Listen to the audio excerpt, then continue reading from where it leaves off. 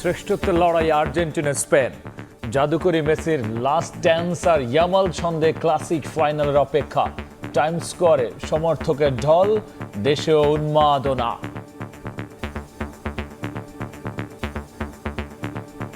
জিতি হারি এটা পরের বিষয়, আমাদের ফাইনালে গেছি, এইটা আমাদের কাছে সব। জিতবো আমরা, আর্জেন্টিনা সাপোর্টার। সাইডটা স্টার অলরেডি আমাদের হয়ে গেছে, কিছু সময়ের ব্যাপার। Let's go Argentina, let's go. And I think Messi does that for us. I think Spain's going to win. I think Spain will win 2-0. 50-50 match হবে, কিন্তু আর্জেন্টিনা একটু ফেভারিট আছে। মেসি সেরা, মেসি বেস্ট। আশা করছি যে আর্জেন্টিনা জিতবে। বিশ্বকাপ শিরোপার সঙ্গে রোমাঞ্চ ছড়াচ্ছে গোল্ডেন বুটের লড়াই। স্ক্যালোনি ফুয়েন্তে ট্যাকটিক্যাল মাস্টার স্ট্রোকেও চোখ।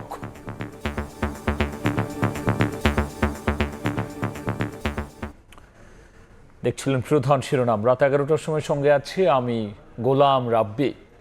এবার অন্যান্য শীর্ষ সংবাদ। শাপলা চত্বর হত্যা মামলার খসড়া প্রতিবেদন প্রসিকিউশনের হাতে। আসামি শেখ হাসিনা সহ অন্তত 41 জন। আনুষ্ঠানিক অভিযোগ দাখিল মঙ্গলবার, জানালেন চিফ প্রসিকিউটর। জুলাই চেতনা বিক্রি করে বেশি দিন রাজনীতি করা যাবে না। ছল চাতুরি করে গণভোট করার অভিযোগ স্বরাষ্ট্রমন্ত্রীর। সনদ নিয়ে বিভ্রান্তি তৈরির চেষ্টা দেখছেন মির্জা ফখরুল।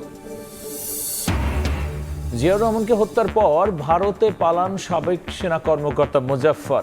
পাসপোর্টে নাম পাল্টে ঘুরে বেড়ান বিভিন্ন দেশ। বেসামরিক আদালত মামলার পরামর্শ।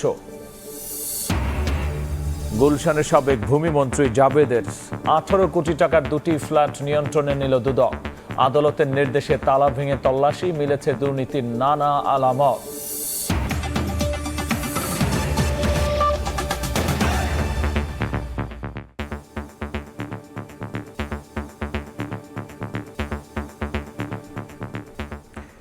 শুরুতেই ফিফা বিশ্বকাপ প্রসঙ্গ। বিশ্ব আসরের ফাইনালের মহারণ রাতে আত্মবিশ্বাসে টইটুম্বুর আর্জেন্টিনা। বৃষ্টি বাধার পরও অনুশীলনে চনমনে মেসি এনজোরা। অন্যদিকে ফ্রান্সকে হারিয়ে উঠছে স্পেন। শিষ্যদের পক্ষেই বাজি দে লা ফুয়েন্তের। যদিও বাজে আবহাওয়ায় শেষ দিনে করেনি অনুশীলন। নিউ জার্সিতে দাও ফাইনাল শুরু রাত 1টায়। যুক্তরাষ্ট্র থেকে SM ইকবালের ম্যাচ প্রিভিউ।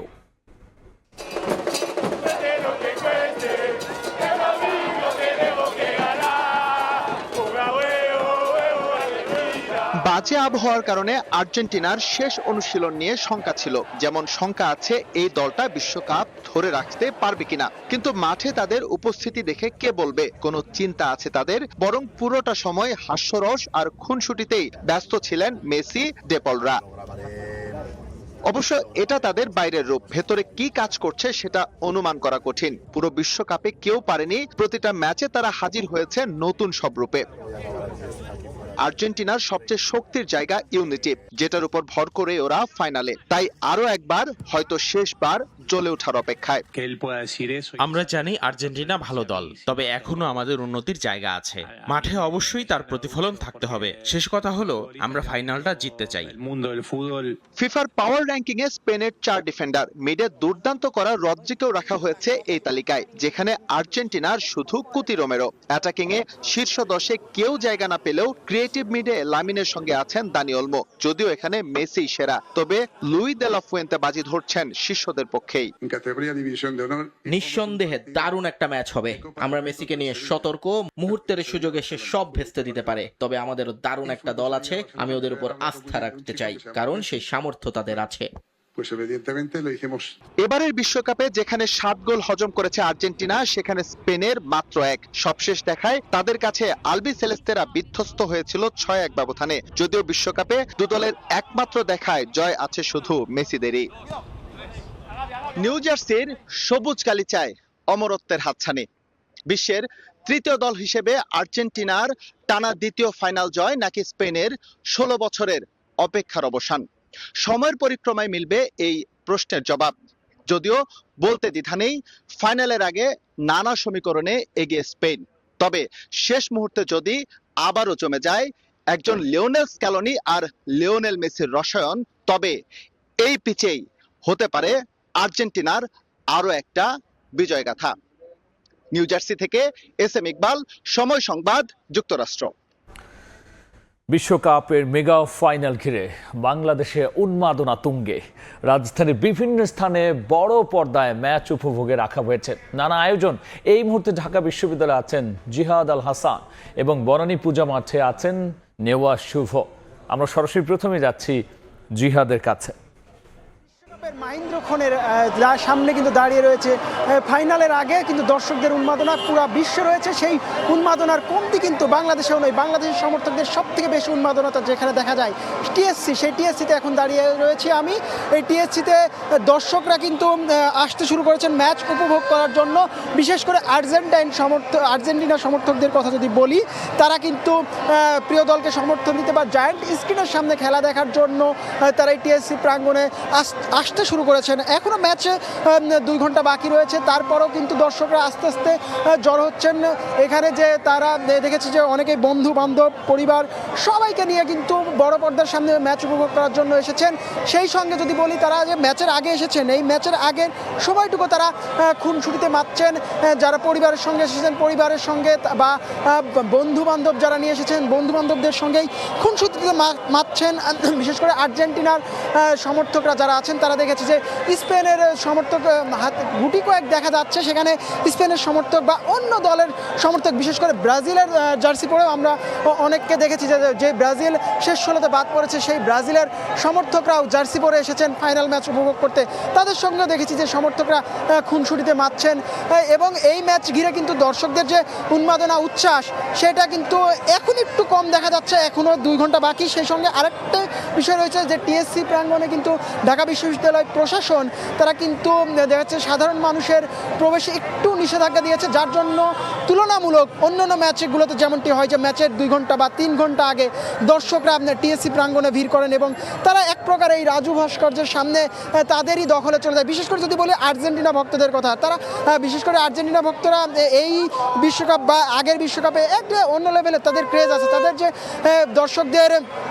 দর্শকদের উন্মাদনা বা প্রিয় দলকে সমর্থন দিতে যে পরিমাণে তারা সাপোর্ট দিয়ে থাকেন, সেখানে কিন্তু আর্জেন্টিনার সমর্থকদের কথা বিশেষ করে না বললেই নয়। তাদের যে উন্মাদনার কথা বা তাদের যে সাপোর্টের কথা, তারা পুরো বিশ্বকে জানিয়ে দিয়েছেন তারা কতটা পরিমাণ ক্রেজি ফ্যান, বা প্রিয় দল লিওনেল মেসি ডিবলদের জন্য তারা কতটা নিবেদিত প্রাণ, বা তারা কতটা চান যে এই আর্জেন্টিনার হাতে বা বিশ্বকাপ উঠুক। এই বিশ্বকাপ উন্মাদনার খবর টিএসসি থেকে আমার কাছে এই ছিল। সর্বশেষ খবর জানাতে বনানীতে রয়েছেন আমার সহকর্মী শুভ। সে বনানীর বিশ্বকাপ উন্মাদনার খবর শুভ জানাবেন। শুভ।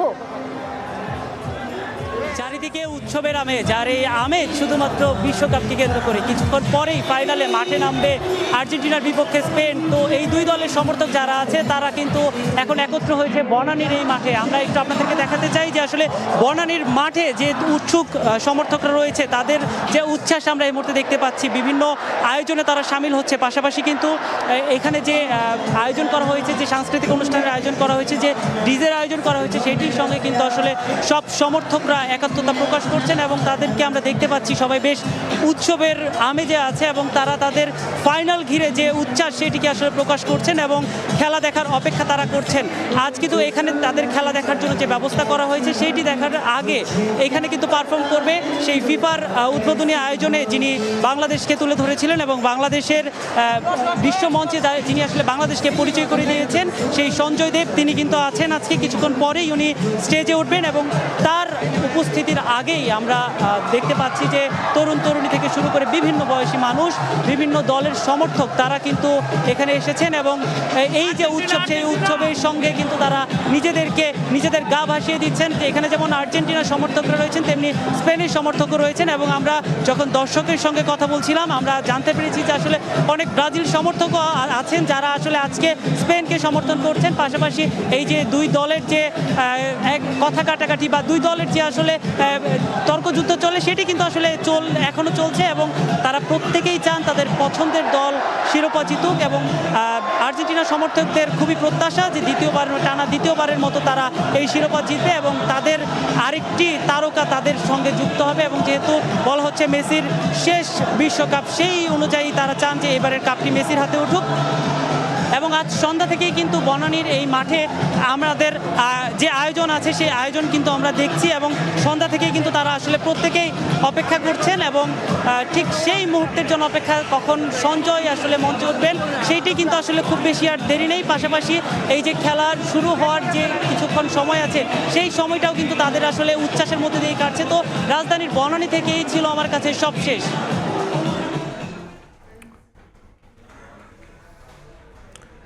বিশ্বকাপ ফাইনালের বাংলাদেশের উন্মাদনা নিয়ে আমরা সরাসরি ছিলাম রাজধানীর ঢাকা বিশ্ববিদ্যালয় এবং বনানীতে। শেখ হাসিনা দেশে ফিরলে ন্যায় বিচার নিশ্চিত করা হবে বলে জানিয়েছেন আইনমন্ত্রী মোহাম্মদ আসাদুজ্জামান। বিকেলে মাগুরা জেলা আইনজীবী সমিতির সংবর্ধনা অনুষ্ঠানে তিনি কথা বলেন। উনি বলছেন উনি বাংলাদেশের যে কোনো সময় ঢুকতে পারেন, উনি দিন তারিখ দিচ্ছেন ডিসেম্বর, ভালো কথা, কিন্তু আপনার মৃত্যুদণ্ডের আপিলের ডিলে কন্ডোনেশনের জন্য আপনি এইগুলো খণ্ডাবেন কিভাবে, সেইবার সেটা একটু চিন্তা করেন না। বিচারের মুখোমুখি অন্য যে মামলাগুলো আছে আমাদের বিচারের মুখোমুখি আমরা বিচার প্রক্রিয়া শুরু করেছি, আমরা তাকে আনার চেষ্টা করছি, আমরা অপেক্ষায় আছি, উনি আসবেন, ওনাকে নিশ্চয়ই আইনি কাঠামোর মধ্যে যেভাবে আইনসঙ্গতভাবে তার ন্যায় বিচার নিশ্চিত করা যায় আমরা সেটাই করব। চলতি মাসের 18 দিনে দেশে রেমিট্যান্স এসেছে $179.80 কোটি, যা গত বছরের একই সময়ের তুলনায় 20.2% বেশি।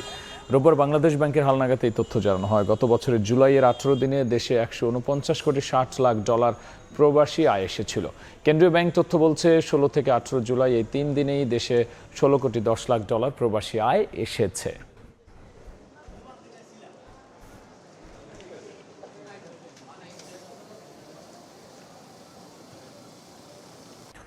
সিটি গ্রুপের এমডি মোহাম্মদ হাসান সহ 5 জনের বিরুদ্ধে গ্রেফতারি পরোয়ানা ও মামলার কার্যক্রম স্থগিত করেছেন হাইকোর্ট। বিচারপতি কে এম জাহিদ সারওয়ার কাজল এবং বিচারপতি শেখ আবু তাহেরের সমন্বয়ে গঠিত হাইকোর্ট বেঞ্চ সেই আদেশ দেন।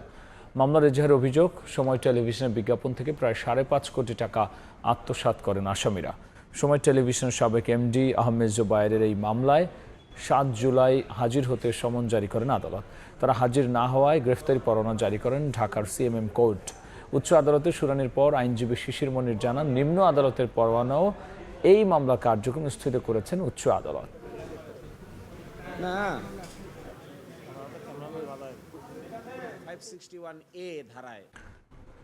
বিএনপি 17 বছর ধরে যে আন্দোলন করে আসছিল, জুলাই বিপ্লবের মধ্য দিয়ে তা পূর্ণতা পেয়েছে বলে মন্তব্য করেছেন প্রধানমন্ত্রীর উপদেষ্টা রুহুল কবির রিজভী। সকালে নির্বাচন কমিশনে দলের বার্ষিক আয় ব্যয়ের হিসাব জমা দিতে গিয়ে এই মন্তব্য করেন তিনি।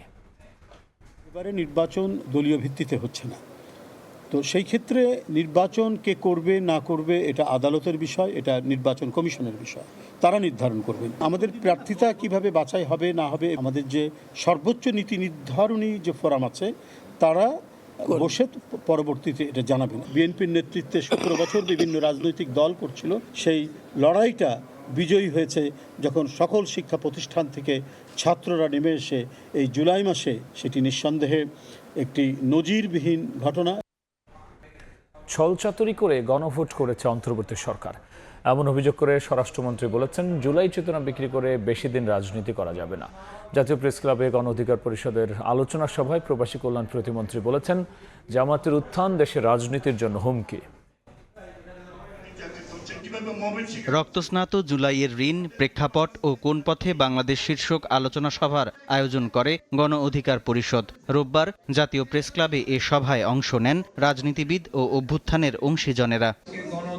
৭১-এর ধারাবাহিকতায় ২৪-এর গণ অভ্যুত্থান হয়েছে বলে মন্তব্য করেন মুক্তিযুদ্ধ প্রতিমন্ত্রী। ৭১-এর ধারাবাহিকতাতেই ২৪-এর গণ অভ্যুত্থান ঘটেছিল, দুটা একই সূত্রে গাথা, সেটা দুটার পরস্পর বিরোধী না। জামায়াতের উত্থানকে দেশের সার্বভৌমত্বের জন্য হুমকি হিসেবে অভিহিত করেন প্রবাসী কল্যাণ প্রতিমন্ত্রী। জামাতকে প্যাট্রোনাইজ করে ক্ষমতায় নেওয়ার জন্য এই ছাত্রদেরকেও জামাতের পকেটের মধ্যে ঢুকাইছে। বাংলাদেশের স্বাধীনতা সার্বভৌমত্বের স্বার্থে জামাতের বিরুদ্ধে আমাদের সতর্ক থাকতে হবে। ছলচাতুরি করে অন্তর্বর্তী সরকার গণভোট করেছিল এমন অভিযোগ করে স্বরাষ্ট্রমন্ত্রী বলেন, জুলাই চেতনা বিক্রি করে বেশি দিন রাজনীতি করতে পারবে না কেউ। যারা জুলাই চেতনার উপর ভিত্তি করে রাজনৈতিক সংগঠন গড়ে তুলেছে তাদের প্রতি আমার নসিহত হলো, শুধুমাত্র জুলাইয়ের চেতনা বিক্রি করে বেশি দিন রাজনীতি করা যাবে না। ছল চাতুরের মধ্য দিয়ে তারা একটা অবৈধ আদেশ প্রণয়ন করে নিল যে এখানে 4টা প্রশ্ন থাকবে, তার মধ্যে একটা মাত্র জবাব দিতে হবে হ্যাঁ অথবা না। অংশীজনদের মতামত নিয়ে সরকারকে গণ অভ্যুত্থানের আকাঙ্ক্ষা বাস্তবায়নের আহ্বান জানান বক্তারা। সামদানি প্রত্যয়, সময় সংবাদ, ঢাকা। জুলাই সনদ বাস্তবায়ন নিয়ে জনগণকে বিভ্রান্ত করা হচ্ছে বলে মন্তব্য করেছেন স্থানীয় সরকার মন্ত্রী মির্জা ফখরুল ইসলাম আলমগীর। রাজধানীর রমনা ইঞ্জিনিয়ার্স ইনস্টিটিউশনে জুলাই শহীদ সাংবাদিক সম্মেলনে তিনি বলেন, স্বাক্ষর করা সনদ বাস্তবায়ন করবে বিএনপি। বিরোধী দলকে আলোচনার মাধ্যমে সমস্যার সমাধানে আহ্বান জানান মির্জা ফখরুল। জুলাই আন্দোলনের শহীদ 5 সাংবাদিক পরিবারকে সম্মাননা ও নগদ অর্থ তুলে দেওয়া হয়।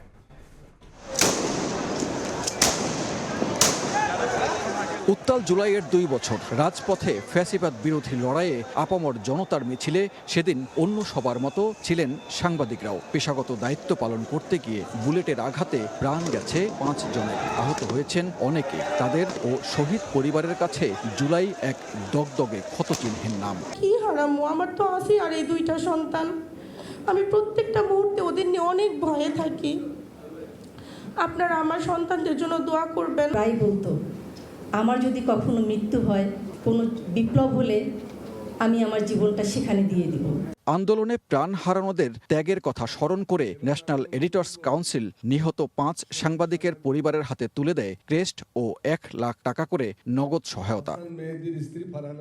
এ সময়ে সাংবাদিকদের অবদানের পাশাপাশি সমালোচনাও করেন আলোচকরা। বলেন, ফ্যাসিবাদ উত্থানের পেছনে সাংবাদিকদেরও ভূমিকা ছিল। একটা ঘটনায় সবচেয়ে বেশি সাংবাদিক মারা গেলেন, একটা আওয়াজ আছে কারো, অথচ এই যে 5 জন শহীদ সাংবাদিকের বিষয়ে একটা পত্রিকা কিছু লেখেন। আবার কোনো ফ্যাসিবাদ যাতে গড়ে উঠতে না পারে সেই জন্য জাতিকে সার্বক্ষণিকভাবে সজাগ রাখা, এটা আমাদের গোল। প্রধান অতিথির বক্তব্যে নতুন রাষ্ট্র গঠনের সুযোগ কাজে লাগাতে সবার প্রতি আহ্বান জানান স্থানীয় সরকার মন্ত্রী মির্জা ফখরুল ইসলাম আলমগীর। বলেন, জুলাই সনদ বাস্তবায়ন নিয়ে বিভ্রান্ত করা হচ্ছে। বিরোধী দলকে সংবিধান সংশোধন কমিটিতে এসে আলোচনার মাধ্যমে সমস্যা সমাধানের আহ্বান জানান বিএনপি মহাসচিব। 31 দফা বাস্তবায়নের কমিটমেন্ট আছে, জুলাই সনদ স্বাক্ষর করেছি সেটা বাস্তবায়নের কমিটমেন্ট আছে। আমরা চেষ্টা করছি এগুলোকে পুরোপুরি বাস্তবায়িত করবার জন্য। কতগুলো বিষয় নিয়ে মানুষকে বিভ্রান্ত করার চেষ্টা করা হয়, তার মধ্যে একটি হচ্ছে জুলাই সনদ নিয়ে। এই যে সুযোগ সৃষ্টি হয়েছে নতুন করে রাষ্ট্রকে নির্মাণের, এই সুযোগের সৎ ব্যবহারটা আমাদেরকে করতে হবে। একটা আপনার কমিটিও তৈরি করা হয়েছে, বিরোধী দলের আমার আহ্বান থাকবে যে তারা আসবেন, এই কমিটিতে যোগ দিবেন এবং সংবিধানের যে বিষয়গুলো পরিবর্তন করা দরকার সেই পরিবর্তন করার তারা সহযোগিতা করবেন। ফ্যাসিবাদের নীল নকশা বাস্তবায়নে গণতান্ত্রিক ব্যবস্থা ধ্বংস করা হয়েছিল উল্লেখ করে বিএনপির 60 লাখ কর্মীর বিরুদ্ধে মামলা ও 1700 জনকে গুম করা হয়েছিল বলে জানান মির্জা ফখরুল। সানবীর রূপল, সময় সংবাদ, ঢাকা। সাবেক ভূমিমন্ত্রী সাইফুজ্জামান চৌধুরী জাভেদের গুলশানে প্রায় 7,500 বর্গফুটের 2টি ফ্ল্যাটে অভিযান চালিয়ে নিয়ন্ত্রণে নিয়েছে দুদক। ফ্ল্যাট থেকে মার্সিডিজ বেঞ্জ সহ 8টি বিলাসবহুল গাড়ির চাবিসহ দুর্নীতির নানা আলামত জব্দ করেছে সংস্থাটি। গুলশান 2-এর 66 নম্বর রোডের এই আলিশান বাড়িটির সন্ধান পায় গত ডিসেম্বরে দুদক, যেখানে সাবেক ভূমিমন্ত্রী সাইফুজ্জামান চৌধুরী জাভেদের প্রায় 18 কোটি টাকা মূল্যের 2টি ফ্ল্যাট রয়েছে। আদালত থেকে ফ্ল্যাট দুটি ক্রোকের আদেশের পর এর তত্ত্বাবধানের দায়িত্ব দেওয়া হয় দুদককেই। রোববার সকালে পুলিশের সহায়তায় একজন নির্বাহী ম্যাজিস্ট্রেটের উপস্থিতিতে বন্ধ ফ্ল্যাট দুটির তালা ভেঙে ভেতরে প্রবেশ করেন দুদক কর্মকর্তারা। ফ্ল্যাটে মার্সিডিজ বেঞ্জ সহ 8টি বিলাসবহুল গাড়ির চাবি ও দুর্নীতির নানা আলামত মিললেও অনেক মালামাল আগেই সরিয়ে ফেলা হয়েছে বলে ধারণা তাদের। প্রাথমিকভাবে আমরা কিছু জিনিস পেয়েছি, এখানে কিছু গাড়ির চাবি পেয়েছি, আমরা 5 থেকে 6টা গাড়ির চাবি পেয়েছি, দামি গাড়ি মার্সিডিজ বেঞ্জ সহ, রোলেক্স ঘড়ির অনেকগুলো প্যাকেট পেয়েছি, ম্যানুয়াল পেয়েছি।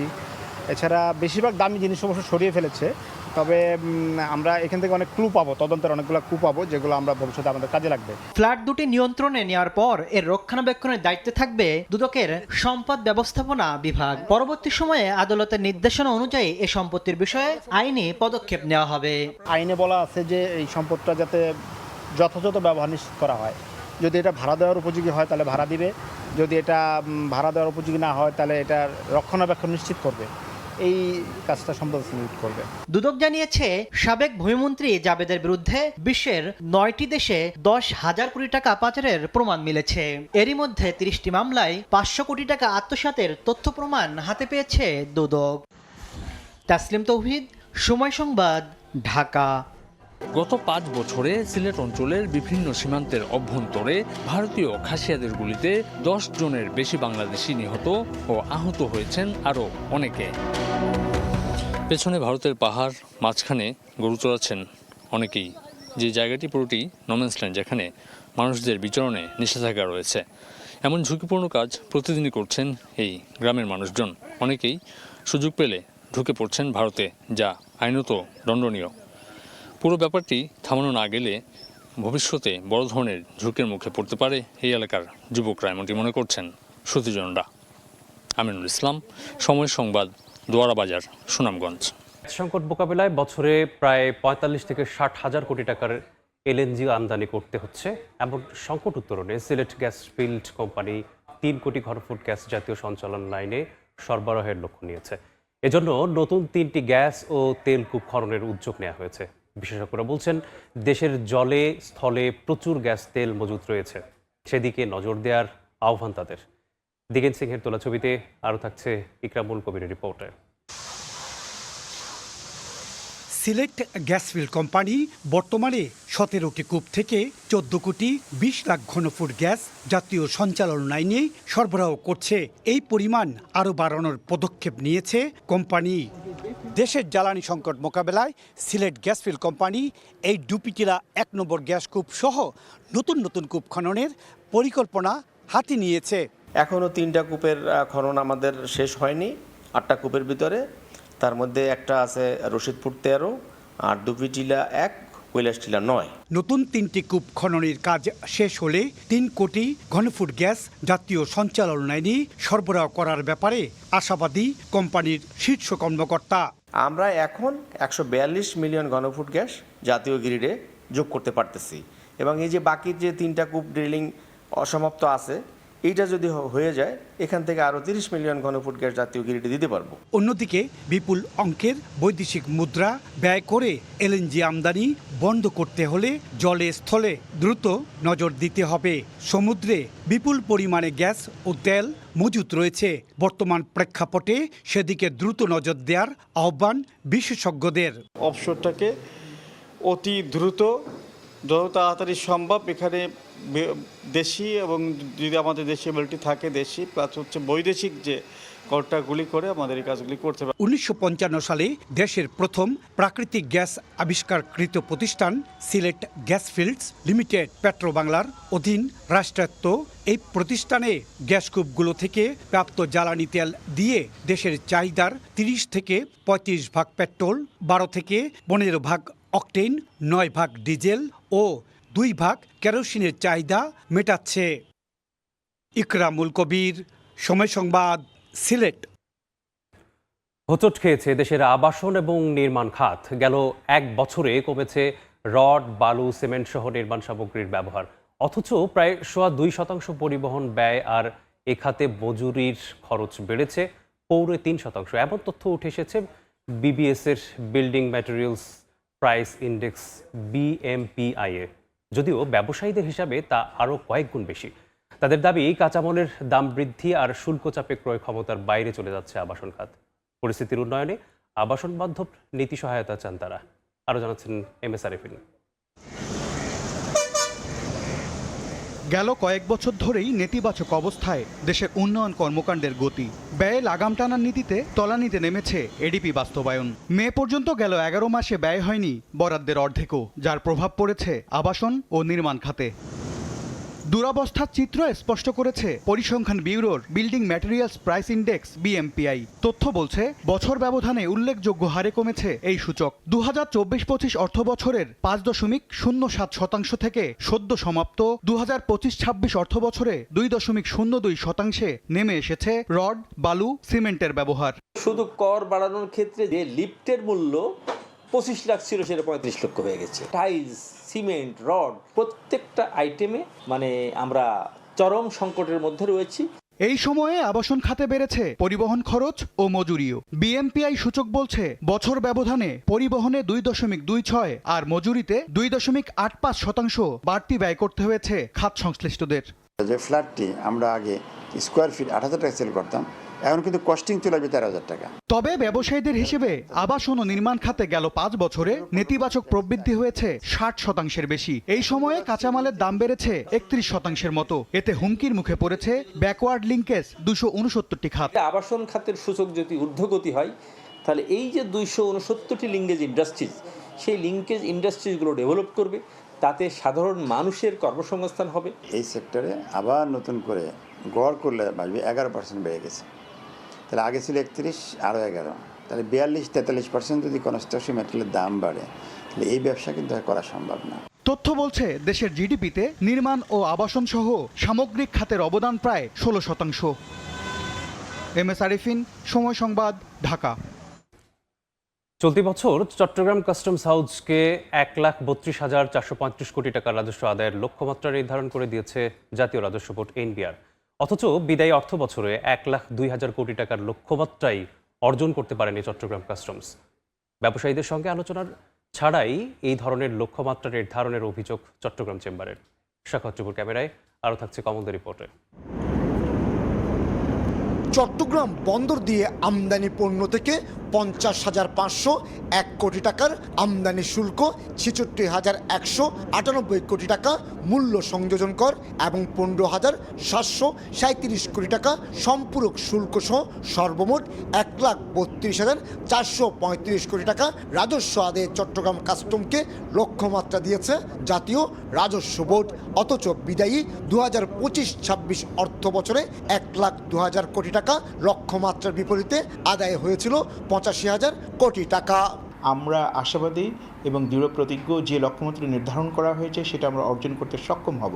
আমরা এই জন্য অর্জন করতে সক্ষম হব, বিগত অর্থ বছরের আমাদের যে আদায়ের যে ধারাবাহিকতা, এই ধারাবাহিকতা সঠিক থাকবে। এর বাইরে চট্টগ্রাম কাস্টমের আইসিডি শাখাকে রাজস্ব আদায়ের লক্ষ্যমাত্রা দেওয়া হয়েছে 2,098 কোটি টাকা। ব্যবসায়ীদের সঙ্গে কোনো রকম আলোচনা ছাড়াই এই ধরনের লক্ষ্যমাত্রা নির্ধারণের অভিযোগ চট্টগ্রাম চেম্বারের। আপনি যে লক্ষ্যমাত্রা করেছেন, আপনি চিটাগং চেম্বারকে নিয়ে বসেন, আদার ট্রেড বডিকে নিয়ে বসেন, একসাথে বসে আপনারা বের করেন where is the lacuna, how to go ahead, how to way forward, কীভাবে আপনি বাড়াতে পারেন, আমরা আপনাকে বের করে দেবো রাস্তা। আপনি ট্যাক্স নেবেন যাদের সাথে, তাদের সাথে কথা বলবেন না, আপনি বসে ওখানে একটা জাজমেন্ট দিয়ে দেবেন, এটা তো হবে না। প্রতি বছরই চট্টগ্রাম বন্দর দিয়েই অন্তত 5 লাখ কোটি টাকার পণ্য আমদানি হয়। যেহেতু আমদানি থেকে বিশালাই রাজস্ব আদায় করতে হবে, তাই আমদানি নীতি সহজ করার পাশাপাশি কাস্টমসকে আরও সহনশীল হওয়ার আহ্বান ব্যবসায়ী নেতাদের। মূলত শুল্ক ফাঁকি দিতে মিথ্যে ঘোষণায় পণ্য আনার প্রবণতাকে রাজস্ব ঘাটতির অন্যতম কারণ হিসেবে চিহ্নিত করে আসছেন কাস্টম কর্মকর্তারা। ব্যবসায়ীরা যদি কোনো ভুল করে থাকে, সেখানে মার্সির ব্যবস্থা রাখতে হবে, প্রয়োজনে পেনাল্টি থাকবে, প্রয়োজনে মিস ডিক্লারেশন থাকলে তার জন্য আইন করে সেখানে তাদেরকে সহনশীল প্রক্রিয়ায় মালামাল বের করার সহযোগিতা করতে হবে। এই লক্ষ্যমাত্রা অর্জন করার জন্য আমদানিকারককে যদি আইনের দিক বিবেচনা করে কিছু কমন সেন্স অ্যাপ্লাই করে যদি সহযোগিতা করা হয়, আমার মনে হয় বিশাল একটি লক্ষ্যমাত্রা অর্জনে আমরা সক্ষম হব। এবার জাতীয় রাজস্ব board Dhaka, Chattogram, Benapole, Mongla, Pangaon custom house সহ 18টি বিভাগকে সর্বমোট 1,80,597 কোটি টাকা রাজস্ব আদায়ের লক্ষ্যমাত্রা নির্ধারণ করে দিয়েছে। 1,32,000 কোটি টাকা রাজস্ব আদায়ের যে বিশাল লক্ষ্যমাত্রা দেওয়া হয়েছে, তা অর্জনের জন্য যেমন শুল্ক ফাঁকির প্রবণতা রোধ করতে হবে, ঠিক তেমনি রাজনৈতিক স্থিতিশীলতার মাধ্যমে সচল রাখতে হবে দেশের আমদানি রপ্তানি বাণিজ্য। চট্টগ্রাম কাস্টম হাউস থেকে কমল দে, সময় সংবাদ। ড্যাফোডিল ইউনিভার্সিটিতে আর্জেন্টাইন সমর্থকদের সঙ্গে বিশ্বকাপ ফাইনাল উপভোগ করবেন বাংলাদেশে নিযুক্ত আর্জেন্টিনার অ্যাম্বাসেডর মার্সেলো কার্লোস চেসা। সেখানে আছেন রিপোর্টার রাফি আমিন, সরাসরি চলে যাচ্ছে সেখানে। জনসমুদ্র ড্যাফোডিলে আর্জেন্টাইন সমর্থকদের আগমনে রীতিমতো জনসমুদ্রে রূপ নিয়েছে ড্যাফোডিল, এবং একদম শুধুমাত্র আসলে ড্যাফোডিল কথা বলবো না, পুরো রাস্তা জুড়ে যখন আসলে আমরা আসছিলাম ম্যাচ শুরু হতে ঘন্টাখানিক বাকি, তার আগে থেকেই দর্শকদের যে আসলে উন্মাদনা দেখছিলাম আমরা রাস্তা জুড়ে, তারা আসলে দলে দলে কারো গায়ে জার্সি, তো কারো হাতে বড় পতাকা, কারো হাতে ছোট পতাকা, কোলে বাচ্চা নিয়ে আসলে অনেকেই যে উন্মাদনা নিয়ে আসলে তারা আজকে খেলা দেখতে আসছেন, সেটা আসলে এক কথা আসলে অনবদ্য বলা যায়, জনস্রোত বলা যায় এটাকে। ড্যাফোডিলে এই মুহূর্তে উপস্থিত আছি, দর্শকরা যারা এখানে সমর্থকরা আছে তারা এখানে উপস্থিত হয়েছেন। একটু বলে রাখা ভালো যে ড্যাফোডিলে একটা অডিটোরিয়াম আছে যেখানে আসলে পুরো বিশ্বকাপটা এখন পর্যন্ত তারা রেখেছে, সেটা আসলে এখন তো আসলে রীতিমতো পুরোটা হাউসফুল হয়ে গেছে। পাশাপাশি ড্যাফোডিলে এখানে যে মাঠটা রয়েছে সেই মাঠেও কিন্তু আসলে বলা যায় যে অর্ধেকের বেশি আসলে কিন্তু দর্শকদের যে আগমন, সেই আগমনে কিন্তু আসলে ফুলফিল হয়ে গেছে।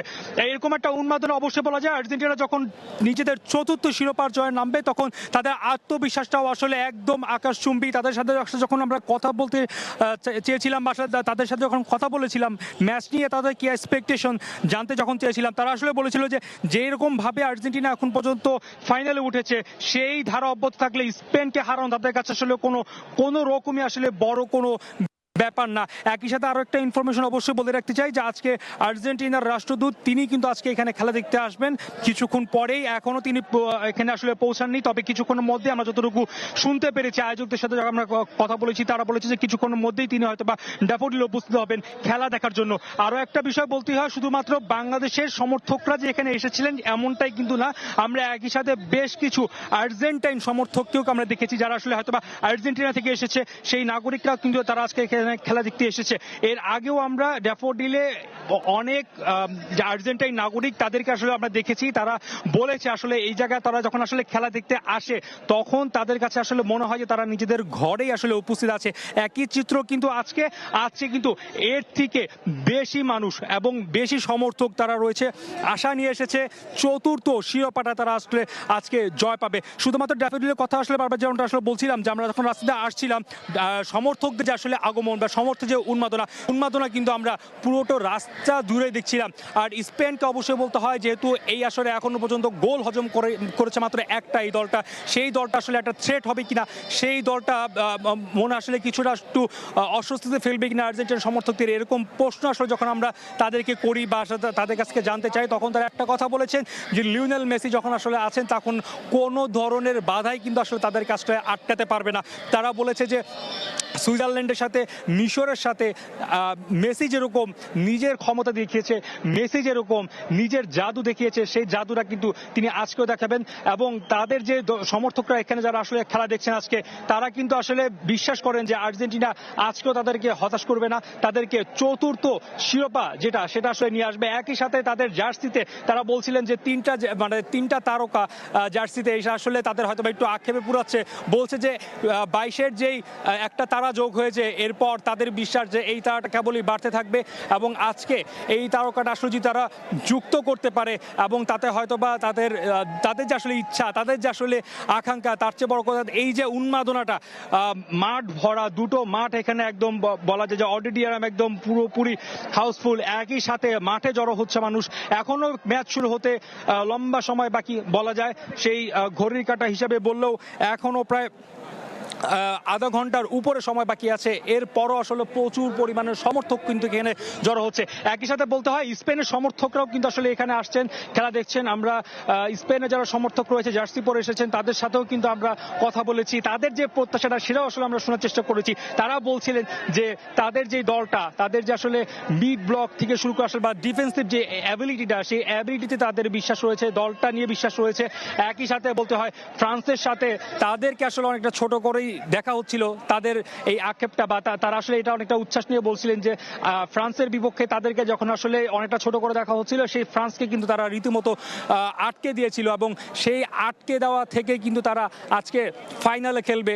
এবং প্রতিপক্ষটা যেহেতু মেসি, যদিও তাদের একটু শঙ্কা আছে, তাদের মধ্যে অনেকেই আসলে বলছেন যেহেতু লিওনেল মেসি তাদের প্রতিপক্ষ, সেক্ষেত্রে হয়তো বা একটু চ্যালেঞ্জিং হবে, তবু তাদের যে আসলে বিশ্বাস দলে কুকুরিয়া ডিফেন্সে বেশ সলিড, খুবই দুর্দান্ত খেলছেন তিনি। ফ্রান্সের বিপক্ষে দুর্দান্ত পারফরমেন্স করেছেন, তাকে নিয়ে তারা আশাবাদী। একই সাথে লামিন ইয়ামাল, এই যে ইয়াং সেন্সেশন, এই তরুণ ফুটবলার, তাকে ঘিরেও কিন্তু বেশ প্রত্যাশা এই স্প্যানিশ সমর্থকদের। এবং তাদের আজকে প্রত্যাশার অবশ্যই থাকবে 16 বছরের অপেক্ষার অবসান ঘটিয়ে তারা আজকে 2 নাম্বার যে তারকা রয়েছে জার্সিতে, তারা আজকে সেটা খচিত করবে। সব কিছু মিলে অবশ্যই বলতে হয় এই মুহূর্তে ড্যাফোডিল শুধুমাত্র আসলে আর্জেন্টিনার সমর্থকদের জনস্রোত এমনটাই না, এখানে আসলে অনেক পরিমাণ আসলে আমরা স্প্যানিশ সমর্থকদের দেখছি, তাদের প্রত্যাশাও দেখছি, তাদের আসলে আকাশচুম্বী যে প্রত্যাশা, তাদের যে আসলে আশা দল নিয়ে, সেটাও কিন্তু অবশ্যই বলতে হয়। এবং আজকের এই দিনটা অবশ্যই স্মরণীয় হয়ে থাকবে হয়তোবা যে কোনো একটা দলের জন্য। তবে যে পরিবেশটা আসলে এখানে তৈরি হয়েছে, রীতিমতো হাজার হাজার সমর্থকরা আসলে এখানে উপস্থিত হয়েছে, এটা কিন্তু অবশ্যই বলতে হয় কোনো একটা উৎসবের আসলে এটা কম না। ফিফা বিশ্বকাপ মানেই আসলে বিশ্ব মহাযজ্ঞ, the greatest show on earth. এবং এই যে আজকের দিনটা পুরো প্রায় 1.5 মাস যাবৎ যে উন্মাদনা, সেই উন্মাদনার যে আসলে পর্দা উঠেছিল, সেটা কিন্তু আজকে রাতেই নামতে যাচ্ছে। তবে যেটা আসলে বলছিলাম যে দর্শকরা যেটার জন্য আসলে অপেক্ষা করে, আসলে এই যে উন্মাদনার পর্দাটা নামবে, সেটার শেষ হাসিটা কে হাসবে, সেটাই আসলে দেখার অপেক্ষা। সেই 3 ঘন্টার যে আমরা একটা লড়াই দেখব, অনেকে হয়তো আশা করছেন, অনেকে বলছেন, অনেকের সাথে কথা বলছিলাম যে সেটা 90 মিনিটের মধ্যে খেলা শেষ হওয়া সম্ভব কিনা। অনেকেই বিশ্বাস করছেন যে আর্জেন্টিনার সমর্থকদের যে তাদের ডিফেন্সের উপর যতটা ভরসা রয়েছে, একই সাথে বলতে হয় স্পেনের যে সমর্থকরা রয়েছে তাদেরও কিন্তু তাদের ডিফেন্স নিয়ে বেশ ভালো আসলে বলা যায় আত্মবিশ্বাস রয়েছে। একই সাথে 2 দলের গোলকিপারের কিন্তু প্রশংসা করতে হয়, একদিকে স্পেনের উনাই সিমন্স, আরেকদিকে এমিলিয়ানো মার্টিনেস। এই 2 জনের প্রতিরোধ ভেঙে, এই 2 জনের দেওয়াল ভেঙে আসলে কোনো দল হয়তোবা গোল পাবে না, এরকম আসলে অনেকেই বলছেন। সেক্ষেত্রে অনেকে কিন্তু আসলে প্রত্যাশা করছেন ম্যাচটা 90 মিনিটের মধ্যে অন্তত শেষ হবে না, ম্যাচটা লম্বা হবে। এবং অনেকেই বলছেন একদম ফাইনালের দিনে, ফাইনালের ম্যাচটা শুধুমাত্র 90 মিনিট হবে না, এমনটা আসলে তাদের প্রত্যাশা।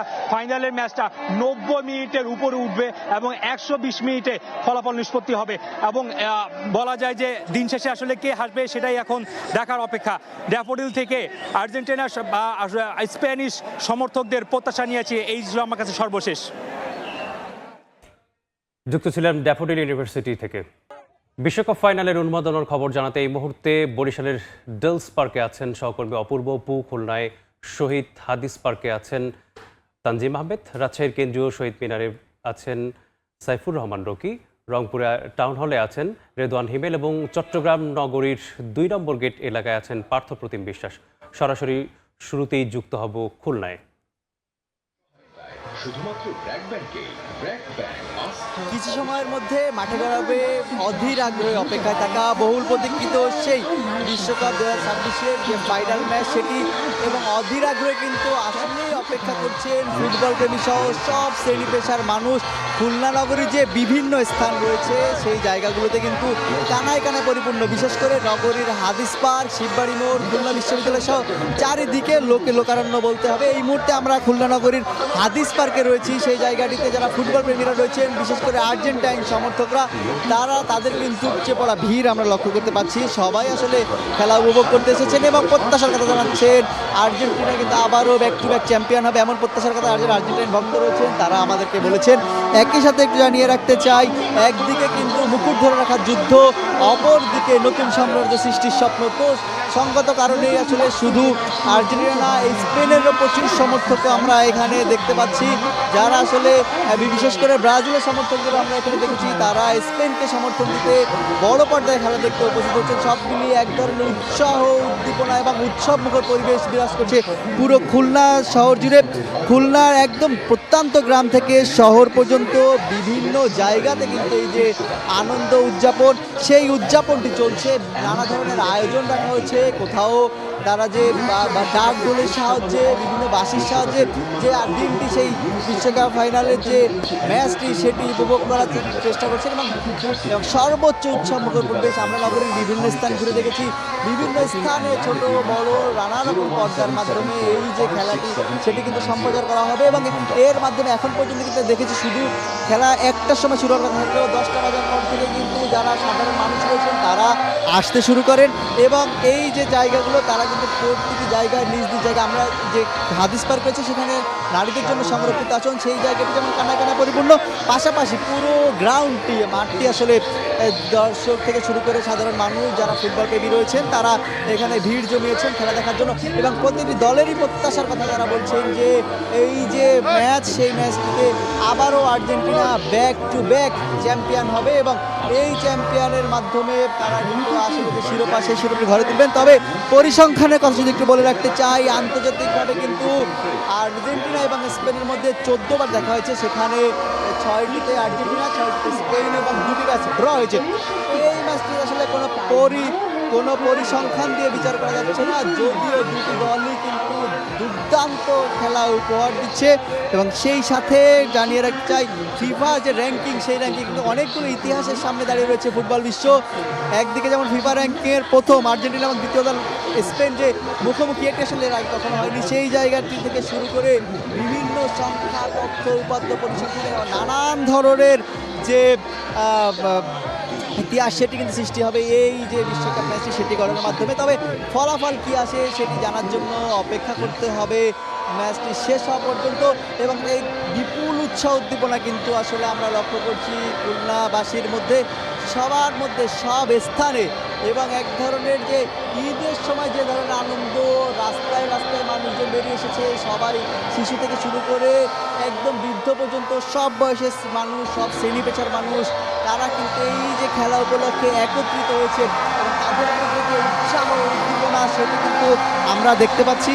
একই সাথে এই যে আর্জেন্টিনা এবং আর্জেন্টিনার সমর্থকরা কিন্তু সংগত কারণে বেশি তারা অপেক্ষায় রয়েছেন, বিশেষ করে সংগত কারণে বাংলাদেশের প্রেক্ষাপটে আর্জেন্টিনা এবং ব্রাজিল দুটি দলের মধ্যে কিন্তু সবচেয়ে বেশি লড়াই হয়ে থাকে, কথার যুদ্ধ থেকে শুরু করে সব ধরনের যে লড়াই, সেই জায়গাটিতেও কিন্তু আসলে এখানে সেই জায়গাটিতেও আর্জেন্টিনা সমর্থকরা তারা তাদের যে বহুল কাঙ্ক্ষিত শিরোপা সেই জায়গাটি 4 বছর পর ব্যাক টু ব্যাক চ্যাম্পিয়ন হওয়ার যে প্রত্যাশা তারা করছে সেখানে সেখানে থেকে তারা কিন্তু আসলে অপেক্ষায় রয়েছেন বিজয় উদযাপনের জন্য এবং আমরা কিন্তু দেখছি বিজয় যে উদযাপনের জন্য সব ধরনের প্রস্তুতি কিন্তু নিয়ে রেখেছেন এইখানে যারা খুলনার ফুটবল প্রেমীরা রয়েছেন, সাধারণ মানুষ রয়েছেন। এই ছিল আমার কাছে খুলনা থেকে সর্বশেষ। আমরা যেতে চাই বরিশালে, সেখানে রয়েছেন আমাদের সহকর্মী অপূর্ব।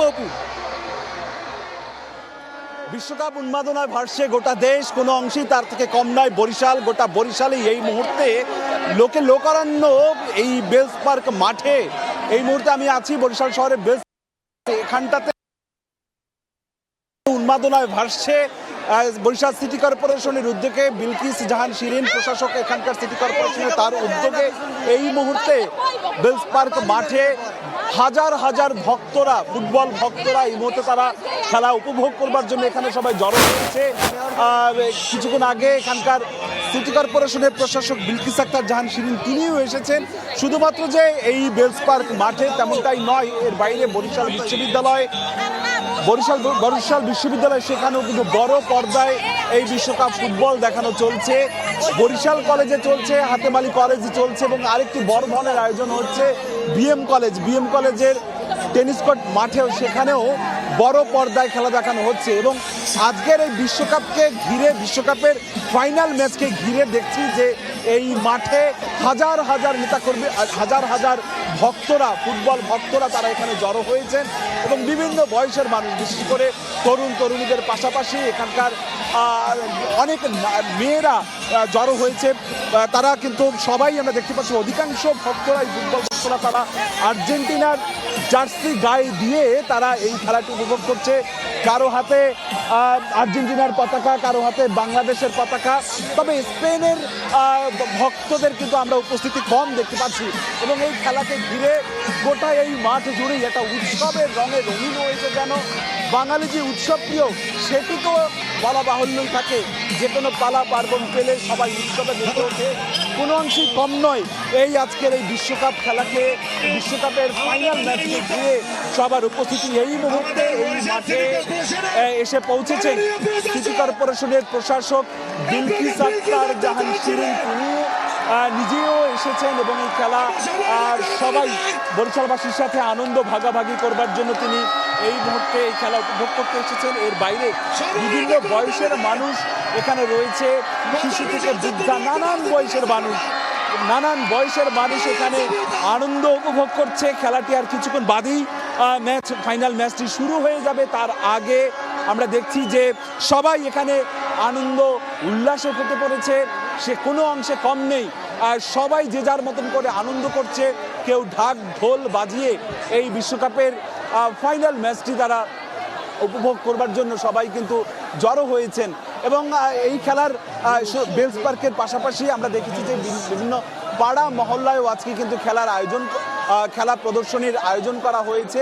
সেই সাথে সাথে বিভিন্ন জায়গায় আমরা দেখেছি যে এই খেলাকে ঘিরে নানান খাওয়া দাওয়ার আয়োজন করা হয়েছে, অর্থাৎ খিচুড়ি, মাংস এই জাতীয় আয়োজন করা হয়েছে। এবং গোটা এই আয়োজনকে ঘিরে নিরাপত্তার যে বিষয়টি সাধারণত দেখা যায়, সেই নিরাপত্তা বিষয়টিও কিন্তু অব্যাহত রাখা হয়েছে। আইনশৃঙ্খলা বাহিনী জানিয়েছে খেলাকে ঘিরে যাতে কোনো ধরনের অপ্রীতিকর ঘটনা না ঘটে, সেজন্য বাড়তি সতর্ক অবস্থায় রয়েছে। স্পেনের মধ্যকার বিশ্বকাপের ফাইনাল ম্যাচ দেখতে চট্টগ্রামের 2 নম্বর গেট এলাকা কিন্তু এখন লোকারণ্য আমরা দেখছি। আর কিছুক্ষণ সময় বাকি আছে খেলা শুরু হতে। সময় যত গড়াচ্ছে মানুষের উপস্থিতিও কিন্তু ঠিক ততটাই বাড়ছে। এবং আপনারা দেখছেন এই নগরীর যে 2 নম্বর গেট এলাকা রয়েছে, প্রায় হাজার হাজার মানুষের উপস্থিতি কিন্তু রয়েছে এখানে।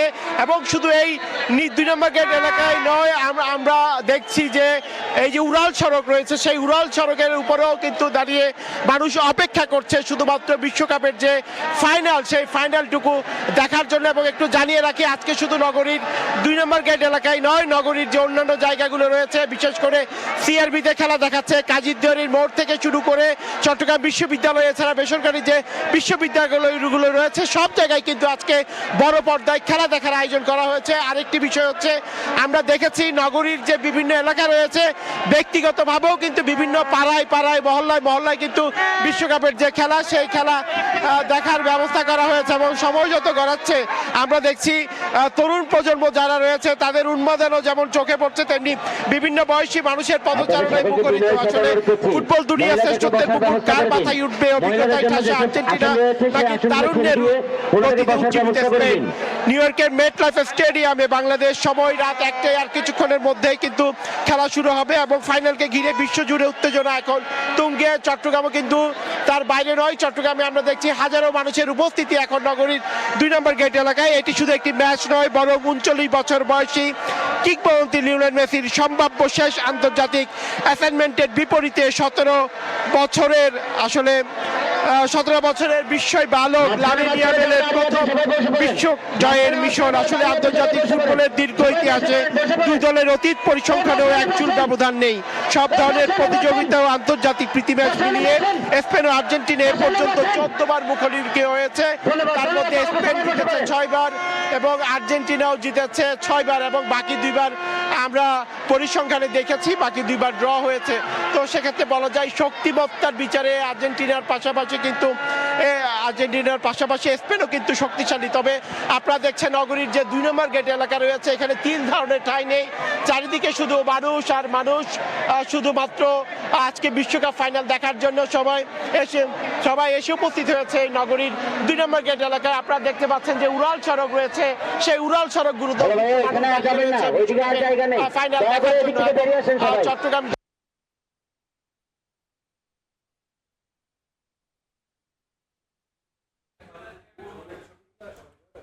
দেশের বিভিন্ন স্থান থেকে জানছিলাম ফুটবল বিশ্বকাপের উন্মাদনার খবর।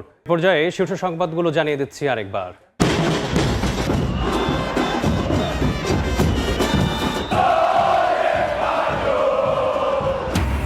শ্রেষ্ঠত্বের লড়াইয়ে আর্জেন্টিনা স্পেন, জাদুকরি মেসির লাস্ট ডান্স আর ইয়ামাল ছন্দে ক্লাসিক ফাইনাল একটু পরেই। টাইমস স্কয়ারে সমর্থকদের ঢল, দেশেও উন্মাদনা। শাপলা চত্বর হত্যা মামলার খসড়া প্রতিবেদন প্রসিকিউশনের হাতে। আসামি শেখ হাসিনা সহ অন্তত ৪১ জন আনুষ্ঠানিক অভিযোগ দাখিল মঙ্গলবার, জানালেন চিফ প্রসিকিউটর। এবং জুলাই চেতনা বিক্রি করে বেশি দিন রাজনীতি করা যাবে না, ছলচাতুরি করে গণভোট করার অভিযোগ স্বরাষ্ট্রমন্ত্রীর। সনদ নিয়ে বিভ্রান্তি তৈরির চেষ্টা দেখছেন মির্জা ফখরুল।